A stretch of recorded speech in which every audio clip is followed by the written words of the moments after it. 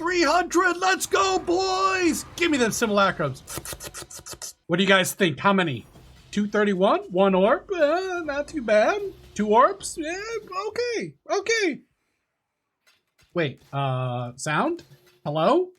Game? Hello? That's okay, I'll make it up to you guys. Ding! Dong! Dong! Dong! 1-6 link! Let's go!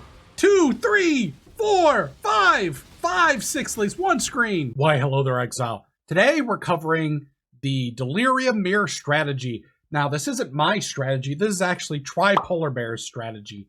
Now, I usually don't do these high-end farming strategies because, well, if I'm running around with a headhunter on and stealing all the buffs and then I do the new league start, then I feel like, well, this is bad. Every single build feels bad. So usually I stay away from this stuff, but we made a ton of currency this league, so it's time to splurge a little bit, play with our toys. Now, even if you can't do this high-end strategy, there's a lot to learn from this because you could farm all the items and then sell them to rich people who want to buy them in bulk and still make a ton of money. So make sure that you're paying a lot of attention to what materials we're using. So the strategy is we're going to force a Delirium Mirror on every single one of our maps, and then we're going to pick up every Atlas passive around that, and then our currency is going to come from a couple different places. It's going to come from divination cards, which is why we're doing Prominade, because it has the patient, and 64 of those are basically a doctor card. Doctor gives you headhunter, and 1 doctor card is 10 to 13x, depending on where you're at in the season. Then it also has alternate quality gem, and some of those go for 6, 10x or something like that. So that card is also very strong. And then it also has an Empower 4 card on it that rarely drops, but it can drop sometimes, okay? So we got like 2, I think, in our whole escapades. Then the next part is just corrupted 6 links. Now we're doing multiple beyond and using unique monsters drop corrupted items to force lots and lots of corrupted 6 links. And when we get further on into the league, what happens is divine orbs start being worth quite a bit, to the point where like 14 to 16 of them are 1 exalt. And then we're getting about 11 per map, which is just pretty crazy. And then the next one comes from just the Simulacrum and the Delirium orbs themselves. Now, if you're pushing your Simulacrum really hard and you're using a linear map, then you're going to get a lot more rewards. And that's what makes Promenade or like a Strand really good for the Delirium Mirror, because you're getting way more credit for Simulacrum splinters and way more completion when you're further on into the map. So Delirium orbs sell for a crap load because people love to farm 20, 40, 60, 80, or 100%. Simulacrum Delirium orbs because it adds more quantity.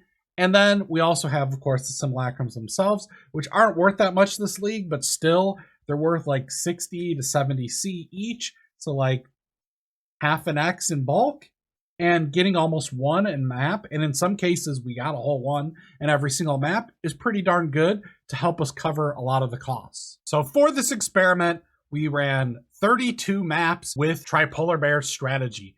And I'm just giving you a little peek here. We're going to go over the full revenue and then, of course, the profits and tell you how much we spent. This, of course, is a very high investment strategy, but it was pretty good, okay? Which right here, you're looking at patient cards. That's right. We got 66 patient cards from just 32 maps.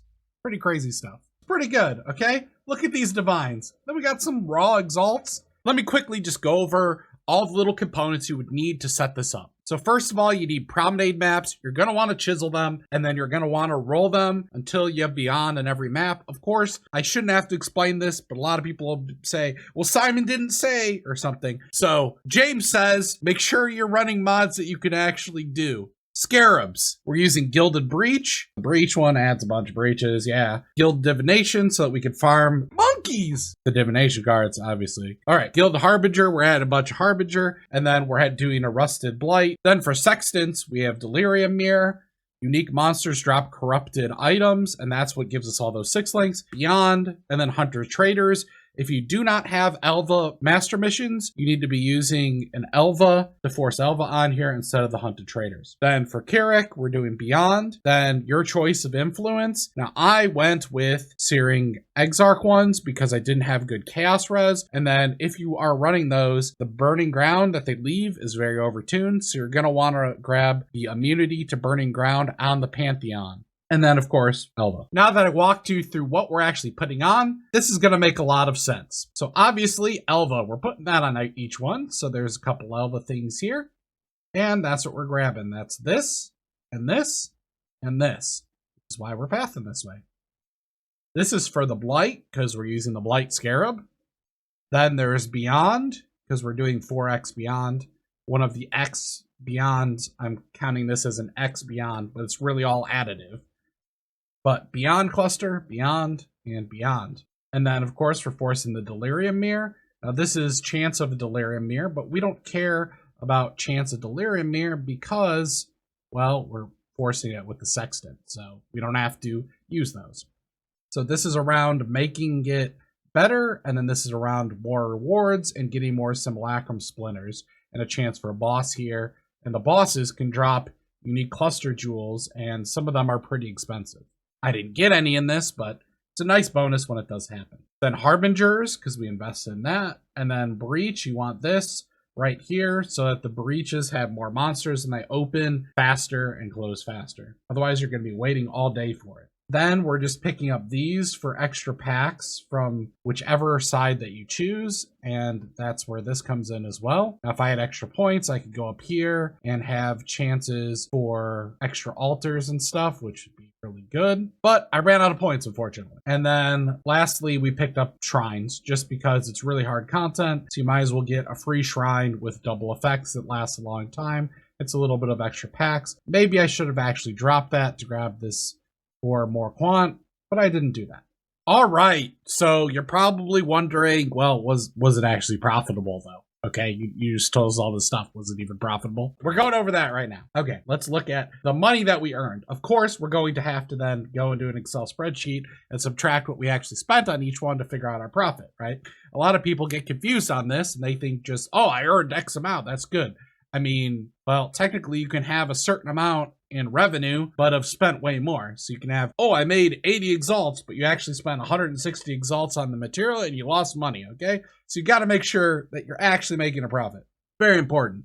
Most of our earnings came from divine orbs, and that's the 6 links dropping and then selling the corrupted 6 links for a divine orb each. Almost 4,000. The next is the patient cards, which we got 66. We would, of course, turn these into a doctor because doctor sells higher than each of these individually. So it's actually a little bit more than what is represented here, but that's fine. I'd rather understate it than overstate it. Then we got 24 simulacrums in 32 maps. That's pretty insane to me. I would say successfully and exactly how Tripolar Bear claimed with that result. And then 7 raw exalts. Some of those were from the Harbingers, dropping the exalt fragments. And then 5, I think I had 5 raw exalted orb drops. Rest is kind of negligible for the most part, though the orbs would sell in bulk like the Delirium orbs, and also the Dying Anguish. It offsets the cost a little bit, but I probably wouldn't go through and sell most of the individual stuff past like this point. Not worth it. Not worth it. Okay, let us look at how much everything costed, and then what is our actual profit. So we had to buy the Prominade maps. Those are about 3C. Rolling them to Beyond, averaged to be about 20C. You can get cheaper if you elk scoured, but we're lazy and it's the end of the league, so we just spammed Chaos Orb. Kirik Beyond, that's 5C each. Then we had to buy all the scarabs, so 10, 20, 18, and 1C each. And then we had the Delirium Mirror Sextant. Here's all the Sextants. We had 8 of those for each of them, right? Because 8 times 4 is 32. You guys just learned math, okay? I know you guys slept through school. Let's not lie. So we have each of these here, and we had 4,500, which is 26x. So we earned 72. Our total profit was 46. And now what we have to actually do is take into consideration how long it took to actually run this thing and how long did it take to trade the stuff and sell the stuff. So it took me 9.5 hours basically to run it. So we're going to go with 11. So this divided by 11, that's adds in the time buying and selling stuff, about 4.24x an hour. Now, if this had been early in the league, which is, it would be hard to farm something like this.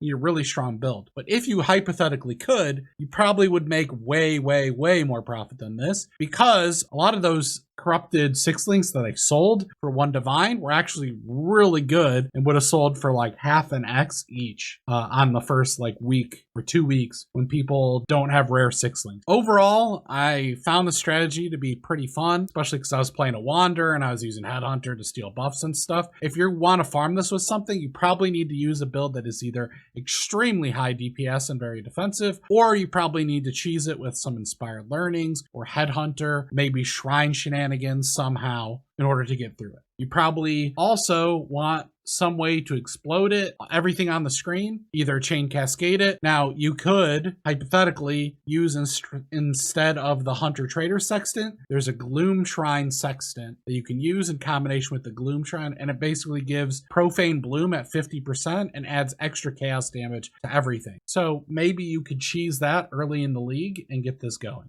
Anyways, if you check it out and have a good success with this strategy, let me know what you think. See you in the next one.